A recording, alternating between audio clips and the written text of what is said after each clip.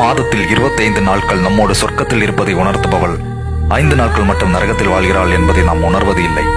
அவள் அந்த நாட்களில் நிம்மதியாக அமர்வதும் இல்லை, பொது இடங்களில் செல்வதும் இல்லை. அதை அவளாக விரும்பி ஏற்றுக்கொள்ளவில்லை. அதை அவளால் தடுக்கவும் முடியாது. தன் சகோதரனிடம் கூட சொல்ல முடியாது அந்த வேதனையை. ஒரு சில ஆண்மகன்கள் அவளின் உதிரத்தின் வாடையில் குமட்டலும் மாந்தியும் மரும் என்று கூறும்போது, அவளிடமிருந்து சுகத்தை பருகும்போது எங்கே சென்றது என தெரியவில்லை. அவள் அந்த நாட்களில் படும் வேதனையை கடவுளும் அறியானோ. உனக்காக உன்னோடு வாழும் அவளுக்காக 5 நாட்கள் அவளுக்காக வாழுங்கள். வேற ஏதும் வேண்டாம். அவளை ஒதுக்கி வைக்காமல் அவளிடம் அன்பாக பேசி அவளின் வேதனையை புரிந்து கொள்ளுங்கள். மீதமுள்ள நாட்களில் அவள் உங்களுக்காக வாழ்வாள். உன் ஆடையில் ஏதோ ஒரு சிறு கரை பட்டாலே அசிங்கமாக நினைக்கும் நீ அவளை பார்த்து சிரித்துக் கொள்வது ஏனோ?